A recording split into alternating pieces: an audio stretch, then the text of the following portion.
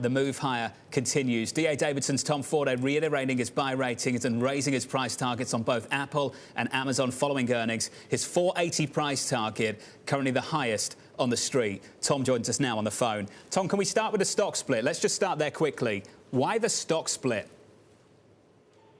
So Apple is one of the companies that has split its stock recently. I think it was a 6-for-1. So they have been a little more retail friendly than Amazon, then Google, then the others. So I'm not surprised in that regard. I would like to see Amazon split its stock for similar reasons, to the extent that it may help retail investors get in more. I do wonder about that, though, Tom, because you can buy fractional shares. So why is this such a big move in 2020? I think, to your point, it's not the move that it was in the late 90s, early 2000s, where stock splits alone raised the price of stocks. But I do think that there still is a perception among some retail investors, based on the conversations I have with the Davidson financial advisors, that they view stock splits as favorable and favorable for retail investors.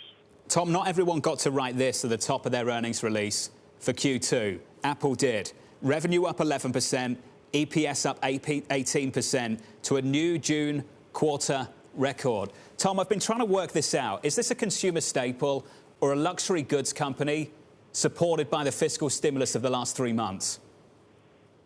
Excellent question, and I would say it's a consumer staple for the following reasons. So Logitech, when they reported their June quarter, indicated there's 1 billion individuals working remotely and 1 billion individuals learning remotely. Well, those individuals need laptops. They need tablets. And Apple, to its credit, is now offering some of its services, such as Apple TV Plus, at $4.99 a month, the lowest price or one of the lowest prices for a subscription video-on-demand service. So Apple isn't quite the company it was in the past, where they were the highest priced item on everything. But I think what you're seeing is with the billion and the billion working remotely, learning remotely, they need the laptops, they need the tablets. The reason I asked, Tom, of course, is because if we get a tame response, a weak response from Washington in the next month or so, the next couple of weeks, what that would do for some of your estimates looking out to the next couple of quarters, would it change things for you, Tom? That's an excellent question as well. So I would argue the sequel to CARES Act is the most important data point for technology stocks. So 600 a week in incremental unemployment benefits. A University of Chicago study suggested that 68% of those unemployed were actually making more money while unemployed. So if 600 a week becomes 200 a week, that is a huge difference. And I do think a number of companies have suggested that stimulus is having a benefit on results.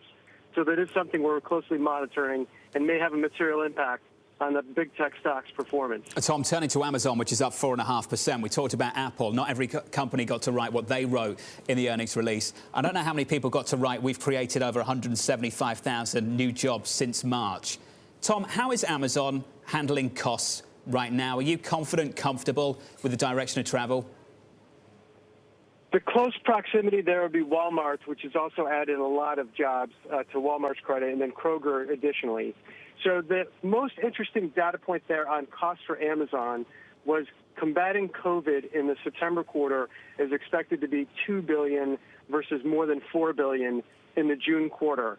So I think while the sales surge at Amazon in retail sales is very impressive, cloud computing revenue continues to decelerate, and the fact that they still have to spend $2 billion in the September quarter suggests to us that COVID-19 still represents challenges to Amazon and not just excellent opportunities.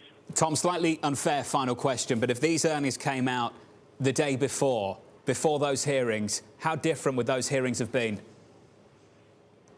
Excellent question. I do think the walls are closing in on big tech. I think the Democrat nominee and the President of the United States and Congress are looking for ways to rein in the control, the excess influence that Amazon, Apple, Facebook, and Google have on consumers' earnings. And I think, to your point, if these numbers came out before, it would have just fueled the fire, and it could have been a more contentious hearing.